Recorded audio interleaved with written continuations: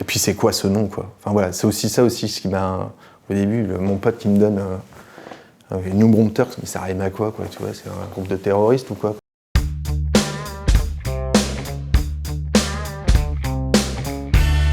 Salut, je suis Fabien, je suis directeur et programmateur de salle de concert et je suis venu vous présenter un album qui a changé ma vie. Il s'agit de Destroy Oh Boy des New Bombers.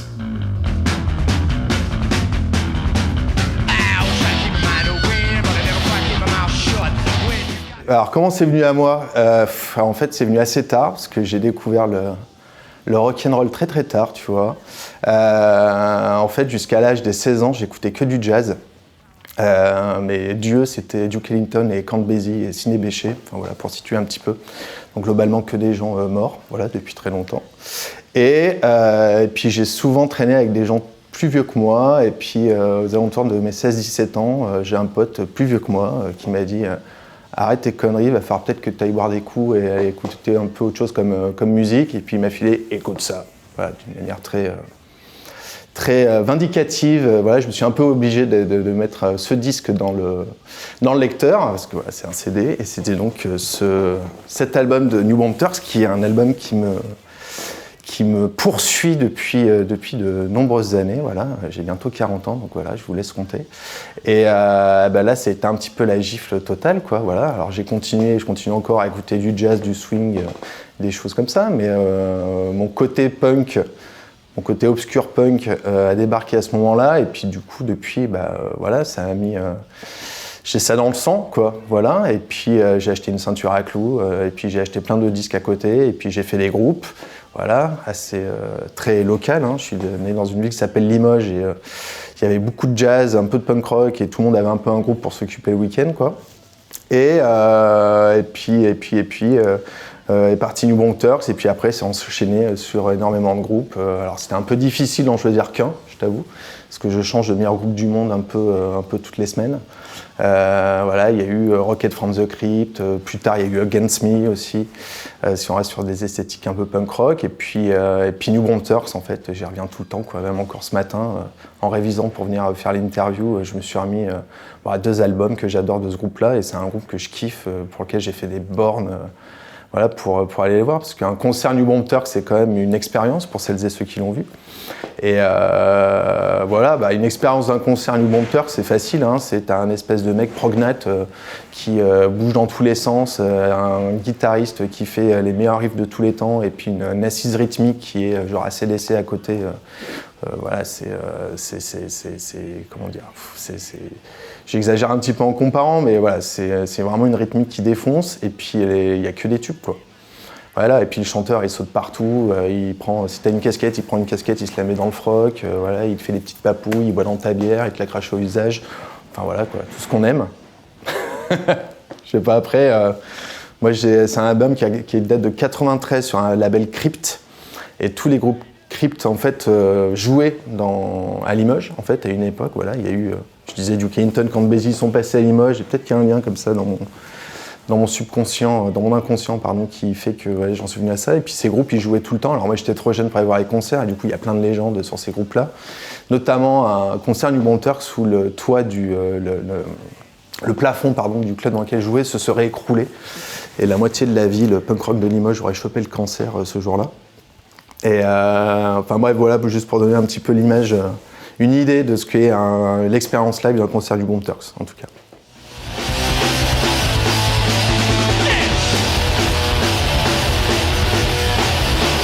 En fait, je suis sorti un peu d'une errance musicale dans laquelle j'écoutais du ska et du reggae français.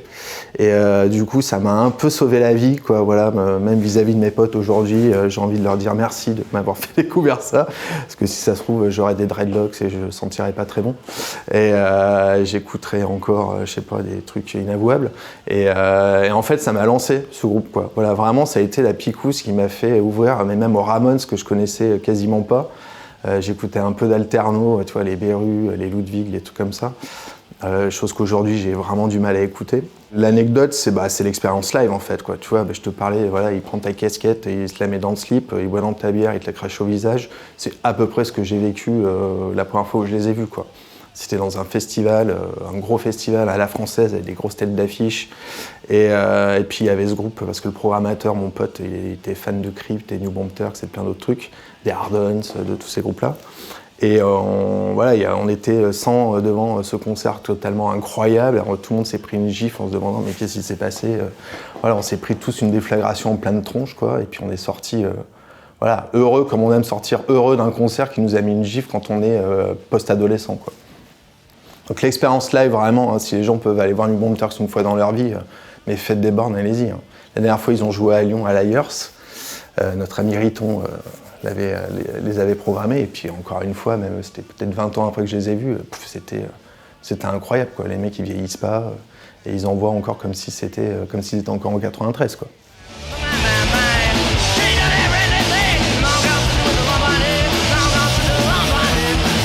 Alors pourquoi celui-là? Parce que c'est le tout premier en fait du groupe.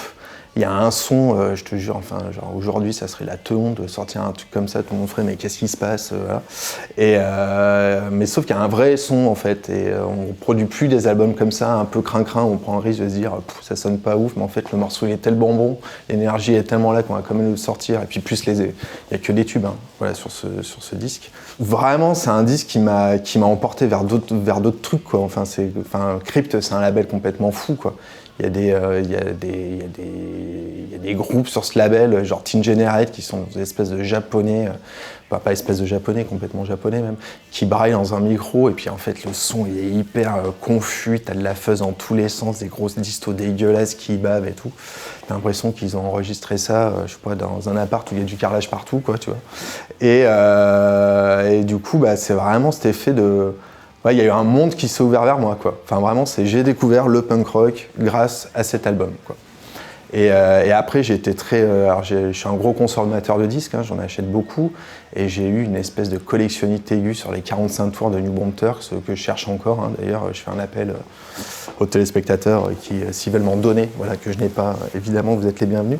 Et j'ai acheté je suis tombé sur des stocks de mecs qui les vendaient tous. Enfin voilà, j'ai fait des bandes pour aller acheter un 45 tours à prix d'or. Enfin voilà, ça a enclenché un peu à la fois cette passion du punk rock, et cette passion d'acheter des disques tout le temps, en fait. Voilà.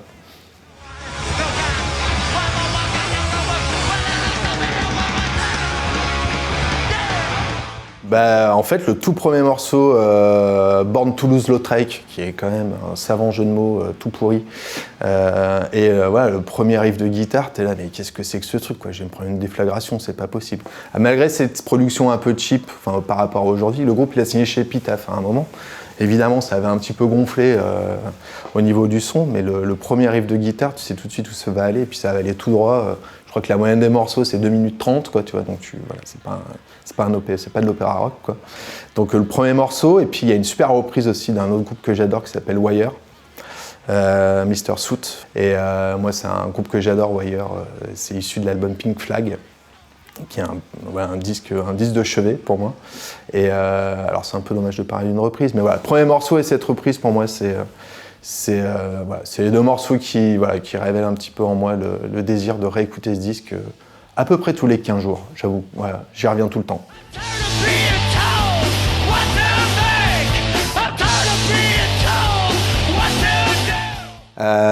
Mais j'ai carrément suivi la carrière. Alors c'est un album de 93, donc il s'est passé quelques trucs depuis, hein. Ouais, j'ai quasiment tout acheté en fait. Voilà, je connais quasiment par cœur tous les disques, donc je suis un petit peu fou avec ça. Voilà, j'ai un petit fétichisme avec New Bomb Turks. Après, la carrière elle a vachement évolué parce que, ouais, comme je disais, ils ont signé chez Epitaph, donc voilà, l'approche cheap chez Epitaph, j'en connais pas trop a priori.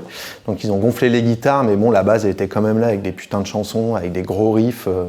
Et ce que j'aime beaucoup dans ce groupe, c'est à la fois ce qu'ils racontent dans leurs textes, la manière dont t'as Eric Davidson, qui est un espèce de ponte du garage rock'n'roll dans le monde. Il a écrit un bouquin sur la scène garage américaine et tout. C'est un peu un scientifique, quoi, tu vois, du punk rock et du garage dans le monde. Et puis sinon, qui c'est que j'aurais pu citer d'autres en punk rock? Parce que je vais pas citer Duke Ellington et Count Basie, mais je pense qu'un autre groupe qui m'a vraiment changé la vie, c'est Rocket from the Crypt.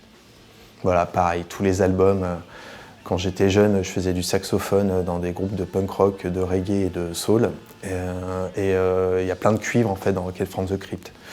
Et voilà, moi un groupe de punk rock qui a des cuivres et où c'est pas chiant, où ça envoie, c'est plutôt mon kiff en fait. Voilà.